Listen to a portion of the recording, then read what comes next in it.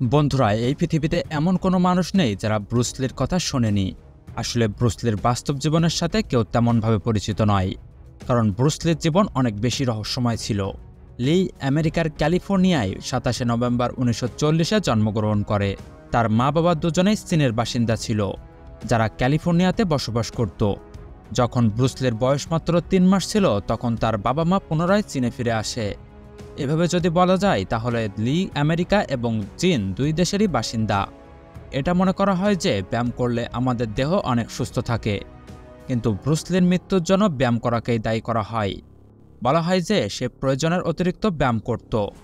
Bruce Lee পেশি মজবুত করা এবং তেজি ও ফুর্তি হওয়ার জন্য মার্শাল আর্ট থেকে শুরু করে কারাটে সবকিছুই বরাবর অনুশীলন করত।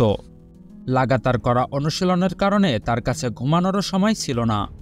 বলা হয় যে লাগাতার করা এই পরিশ্রমের কারণে তার দেহ অনেক বেশি ঘাম হতো, আর এতে সে বিরক্ত হয়ে তার দেহ থেকে ঘাম সৃষ্টিকারী গ্রন্থগুলোকে বের করে দেয়, যার কারণে একটা সময় পর হিটস্ট্রোকের কারণে তার মৃত্যু হয়। যদিও ব্রুসলির মৃত্যুর পেছনে অনেকগুলো থিওরি আছে, কিন্তু এটাও সত্যি যে তার দ্বারা করা লাগাতার পরিশ্রম তার মৃত্যুতে অনেক বড় ভূমিকা রাখে।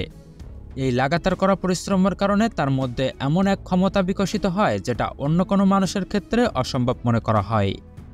এবার এই ভিডিওটিকে দেখুন, যেখানে ব্রুসলি পুশ আপ দিচ্ছে। যদি আপনি আপনার জীবনে কখনো পুশ আপ দিয়ে থাকেন, তাহলে হয়তো আপনি জেনে থাকবেন যে এটা অনেক কঠিন কাজ, কিন্তু যদি আপনি লাগাতার অনুসরণ করেন, তাহলে এই কাজটি কিছুদিন অথবা কিছু মাস পরেই খুবই সহজ হয়ে যাবে। অনেক মানুষ লাগাতার অনুশীলন করার মাধ্যমে 2 হাতের আঙ্গুলের উপর ভর দিয়ে পুশ আপ দিতে পারে, কিন্তু ব্রুসলি এই কাজটি মাত্র 1 হাত ব্যবহার করেই করতে পারত। এই সময় তার শরীর স্থির এবং সোজা থাকত। যদিও 1 হাতের আঙ্গুলের উপর সমস্ত ভর দিয়ে পুশ আপ দেওয়ার এই অসাধারণ কাজের ভিডিও আপনি ইন্টারনেটে অনেক দেখতে পাবেন, কিন্তু যেভাবে স্থির এবং সোজা হয়ে ব্রুসলি এই কাজটি করত, সেটা আজ পর্যন্ত কেউ করতে পারেনি। ব্যায়াম এবং মার্শাল আর্ট এক্সপার্টদের মতে তারা ব্রুসলির মতো পুশ আপ লাগাতে আর কাউকে দেখিনি। অনেক সহজ এবং আরামের সাথে সে এই কাজটি করত। এমন মনে হয় যেন তার আঙুল লোহা দিয়ে তৈরি এবং শরীর কাগজের মতো হালকা। এবার এই ভিডিওটিকে দেখুন। এটা এমন একটা শাস্ত্র যাকে নান চাকু বলা হয়। বেশিরভাগ ক্ষেত্রে নিজেকে রক্ষা করার জন্য এটা ব্যবহার করা হয়, কিন্তু ব্রুসলি নান চাকু চালাতে এতটা দক্ষ ছিল যে সেটার মাধ্যমে টেবিল টেনিস পর্যন্ত খেলতে পারত। এক পাশে প্রফেশনাল টেবিল টেনিস প্লেয়ার বলকে হিট করছে, কিন্তু অন্যদিকে ব্রুসলি খুব সহজেই হাতের মাধ্যমে নানচাকু ঘুরিয়ে বলকে অন্য পাশে পাঠিয়ে দিচ্ছে।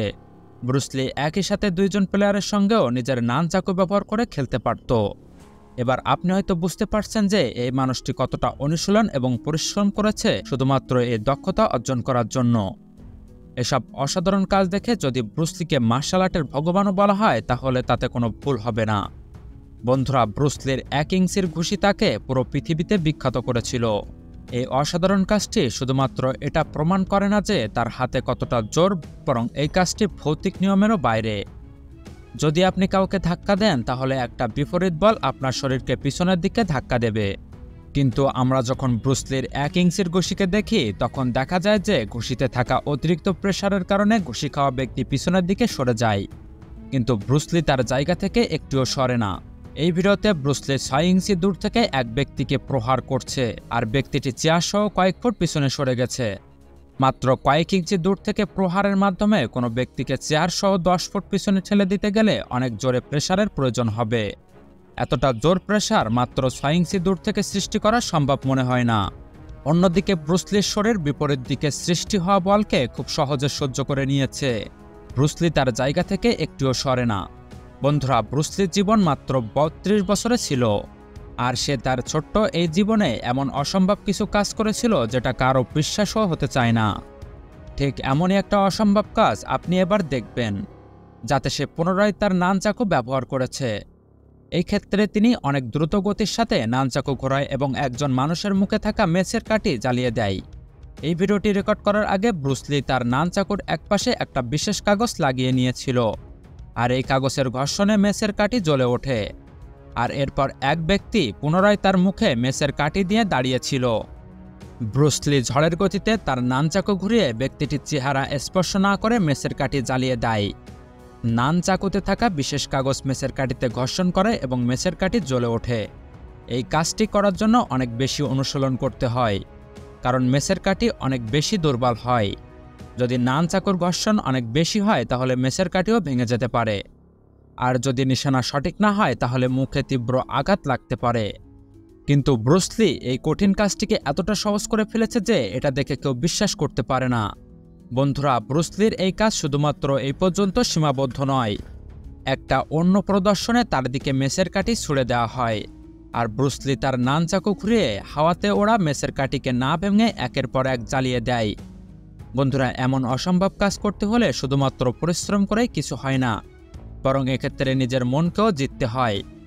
ব্রুস লি সবসময় তার বন্ধুকে বলতো যে কখনো ঈশ্বরের কাছে সহজ জীবন পাওয়ার জন্য প্রার্থনা করবে না, বরং ঈশ্বরের কাছে যদি কিছু চাওয়ার থাকে তাহলে এটা চাও যেন তোমার ভেতরে পরিশ্রম করার তাড়না এবং সাহস আসে।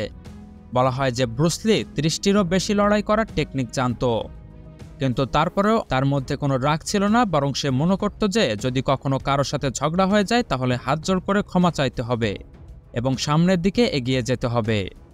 যতক্ষণ লড়াই করার প্রয়োজন না পড়ে ততক্ষণ নিজে থেকে লড়াই শুরু করা ঠিক নয়। শুধুমাত্র লড়াই করার ক্ষমতাকে নিজের মধ্যে বিকশিত করতে হবে। ব্রুস লির অসাধারণ লড়াই করার টেকনিক আরও একটা ভিডিও ফুটেজ দেখা যায়। এখানে সে চোখে পটি বেঁধে একজন প্রতিযোগীর সাথে মোকাবেলা করছে, অর্থাৎ না দেখেই লি এই প্রতিযোগীর সাথে লড়াই করে এবং তাকে হারিয়ে দেয়। মনে করা হয় যে এভাবে অনুশীলন করার ফলে তার শোনার ক্ষমতা অনেক বৃদ্ধি পেয়েছিল, আর সে শুধুমাত্র বাতাসের মাধ্যমে বুঝে ফেলত যে তার উপর কোনো দিক থেকে আক্রমণ হচ্ছে। ব্রুস লির সাথে কাজ করা ব্যক্তিদের মতে নিজের শেষ জীবনে ব্রুস লি 24 ঘন্টা মার্শাল আর্ট অনুশীলন করত। এসব ছাড়াও সে একজন অভিনেতা ছিল, তার মাধ্যমে চাইনিজ মুভি ইন্ডাস্ট্রি অনেক দূর এগিয়ে যায়। ব্রুস লির স্ত্রীর মতে সে অনেক কম ঘুমাতো। সে কিছু কিছু সময় 1 অথবা 2 ঘন্টা ঘুমাতো, আর বাকি সময় সে অনুশীলন করত। যখন তার মৃত্যু হয় তখন তার শরীর পরীক্ষা করে শরীরের ভিতরে একটা ব্যথা নিবারক বড়ি ছাড়া কিছুই পাওয়া যায়নি। মনে করা হয় যে ব্রুস লির মাথা ব্যথা করছিল, আর এই কারণে সে ব্যথার বড়ি খেয়েছিল। আর কিছু সময়ের জন্য সে শুতে চলে যায়। যখন কিছু ঘন্টা ধরে সে উঠছিল না তখন তার বন্ধু চিন্তায় পড়ে যায়, কারণ লি এত সময় ধরে ঘুমায় না। তখন তার বন্ধু তাকে ওঠানোর চেষ্টা করে, কিন্তু লি আর কখনো ঘুম থেকে ওঠে না। মৃত্যুর সময় তার মস্তিষ্ক 20 ভাগ বড় হয়ে গেছিল, কারণ তার মস্তিষ্ক অনেক বেশি ক্লান্ত ছিল। ব্রুস লি 20 জুলাই 1973 সালে মারা গিয়েছিল, অর্থাৎ সে প্রায় 50 বছর আগে পৃথিবী থেকে চলে গেছে। তার মতো এমন মানুষ পৃথিবীতে আর কখনো হয়তো সৃষ্টি হবে না। তো বন্ধুরা, আমাদের আজকের এই ভিডিওটি এই পর্যন্ত। ভিডিওটি শেষ পর্যন্ত দেখার জন্য ধন্যবাদ।